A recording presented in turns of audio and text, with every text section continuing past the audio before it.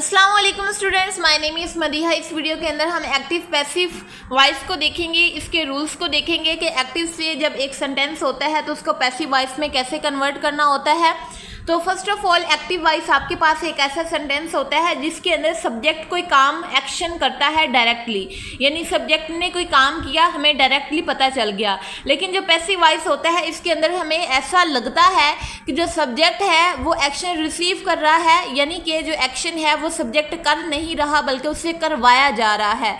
Example के जरिए समझाती हूँ। एक्टिव वॉइस है शी राइट्स ए लेटर। हमें सिंपल पता चल रहा है कि जो शी सब्जेक्ट है वो काम कर रहा है लिखने का, शी जो है वो राइट कर रहा है लेटर को। लेकिन जब हम इसको पैसिव में कन्वर्ट करते हैं तो ये आता है a letter is written by हर।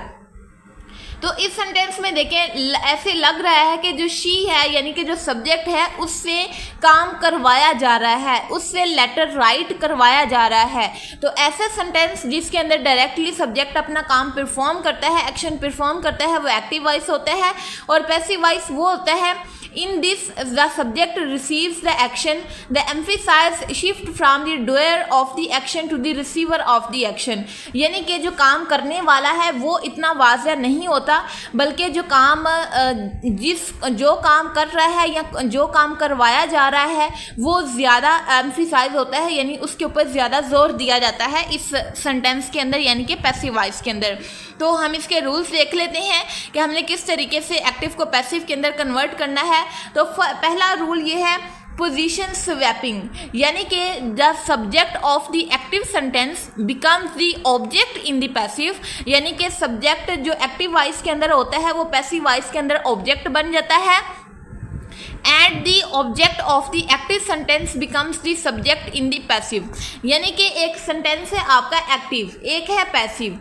इसका जो सब्जेक्ट है वो यहाँ पे आके ऑब्जेक्ट बन जाएगा और इसका जो ऑब्जेक्ट है वो यहाँ पे आके सब्जेक्ट बन जाएगा, यानी इन दोनों का जो सब्जेक्ट है वो चेंज हो जाएगा और जो ऑब्जेक्ट है वो भी चेंज हो जाएगा। इसके बाद अगला रूल है पास्ट पार्टिसिपल, यानी कि वर्ब की third form.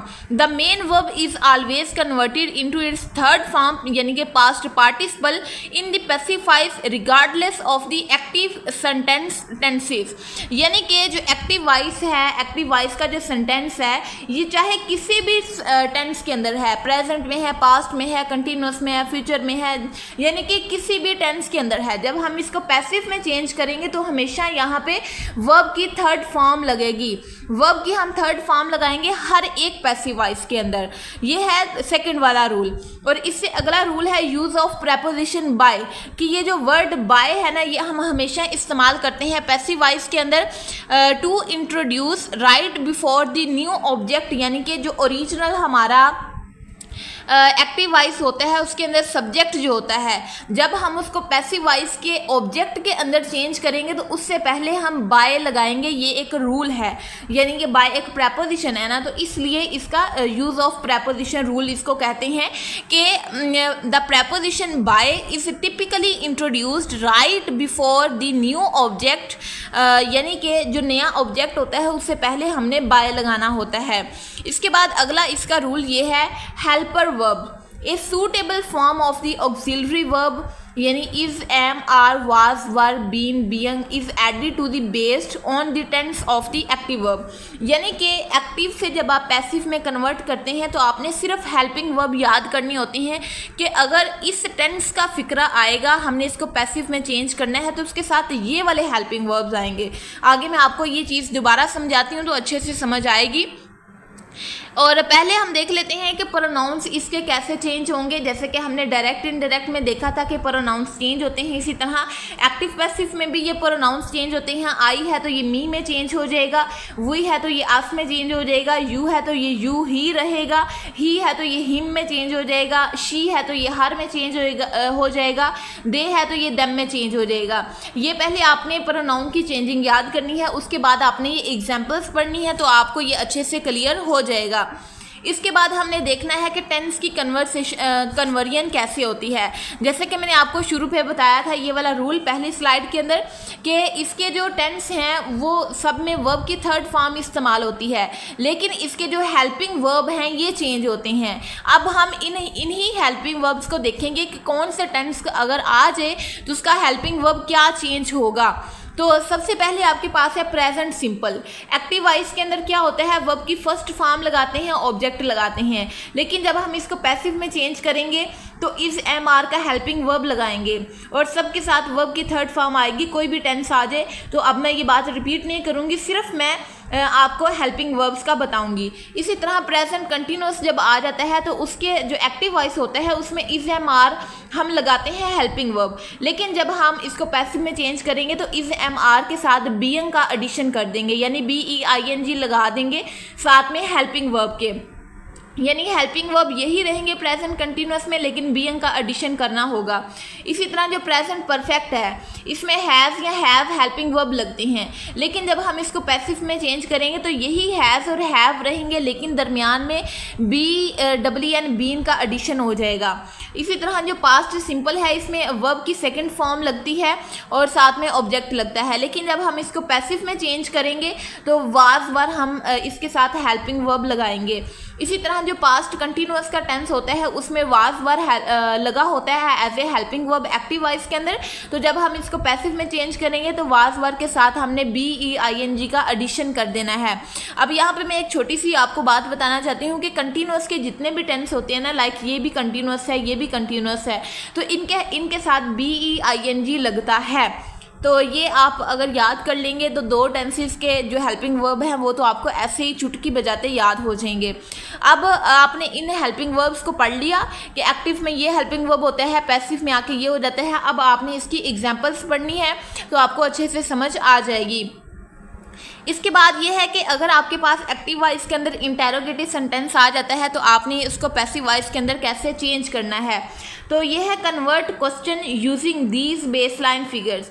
First of all keep the question format intact, यानी कि जो ऑक्सिलरी वर्ब है ये बिल्कुल स्टार्ट पे रहेगा, जैसा कि हमने डायरेक्ट इनडायरेक्ट में पढ़ा था कि जो हमारे पास इंटेरोगेटिव सेंटेंस होता है ये सिंपल डिक्लेरेटिव यानी कि असर्टिव सेंटेंस में चेंज हो जाता है।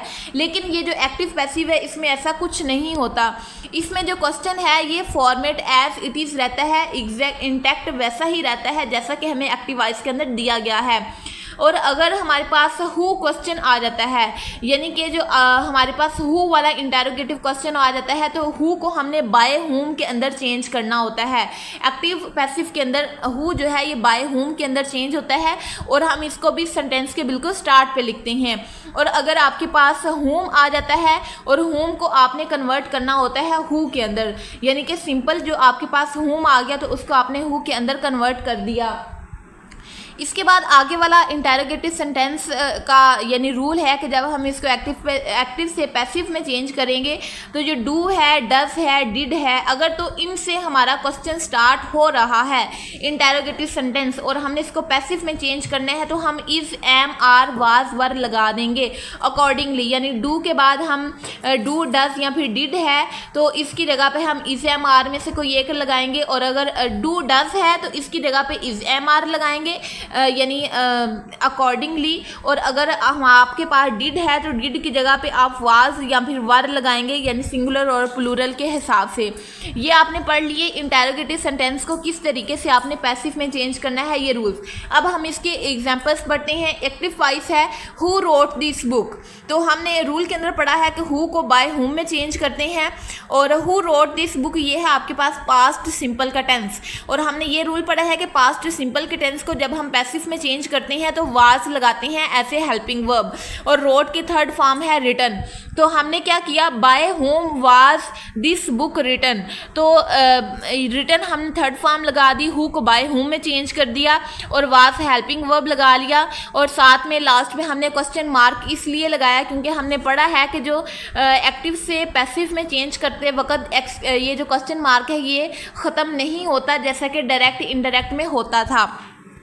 ये एक एग्जाम्पल है। इसके बाद इसकी दूसरी एग्जाम्पल है did you finish the task.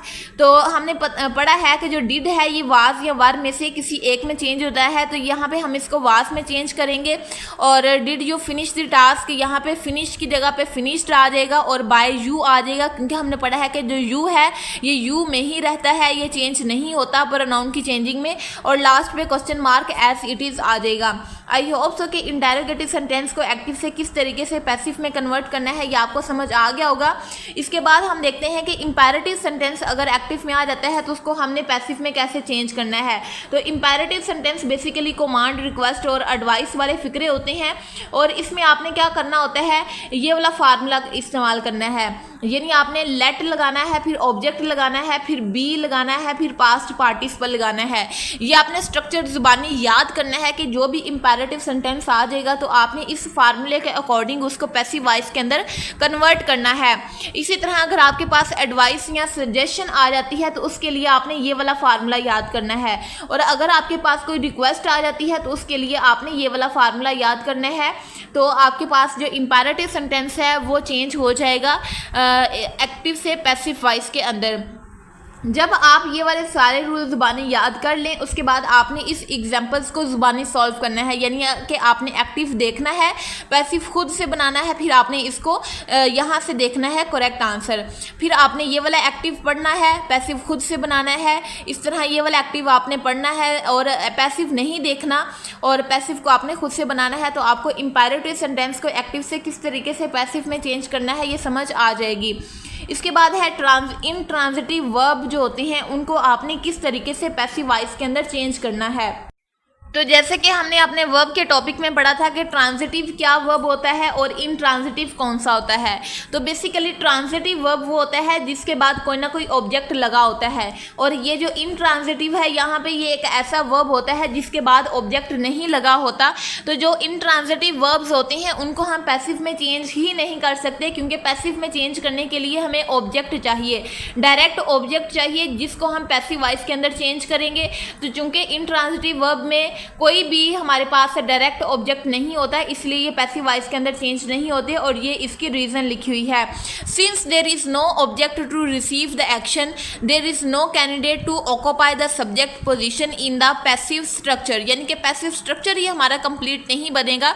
इसीलिए कुछ ऐसे हमारे पास टेंसेस होते हैं जिनको हम इनडायरेक्ट में चेंज एक्टिव से पैसिव वॉइस के अंदर चेंज ही नहीं कर सकते, क्योंकि उनके अंदर जो वर्ब होता है वो इनट्रांजिटिव वर्ब होता है। तो इसकी एग्जांपल्स आपने ये देखे, पहले आपने ये रूल पढ़ा फिर आपने ये इसकी एग्जांपल देखनी है। शी स्लीप्स साउंडली, यहाँ पे स्लीप एक वर्ब है लेकिन इसके बाद कोई ना कोई ऑब्जेक्ट है ही नहीं, तो आप इसको पैसिव में चेंज नहीं कर सकते क्योंकि ये पॉसिबल ही नहीं है, क्योंकि स्लीप आपके पास इनट्रांजिटिव वर्ब है। तो हमने ये रूल कंप्लीट कर लिए हैं, यानी एक्टिव को किस तरीके से पैसिव में कन्वर्ट करना है ये हमारे रूल कंप्लीट हो गए हैं। और आई होप सो कि आपको इन रूल्स की समझ आई होगी। अगर आप इनको लिख के एक दफ़ा ज़ुबानी याद कर लेंगे तो आपके लिए ये कन्वर्ट करना बहुत ही आसान होगा। अगर आप इसको ऊपर ऊपर से देख लेंगे, यही मोबाइल से पढ़ लेंगे तो आपके लिए मुश्किल होगा इनके क्वेश्चंस को हल करना। तो आई होप सो कि ये रूल्स की आपको समझ आई होगी। मिलते हैं नेक्स्ट वाले टॉपिक की वीडियो में, तब तक के लिए अपना ख्याल रखिएगा। अल्लाह हाफिज़।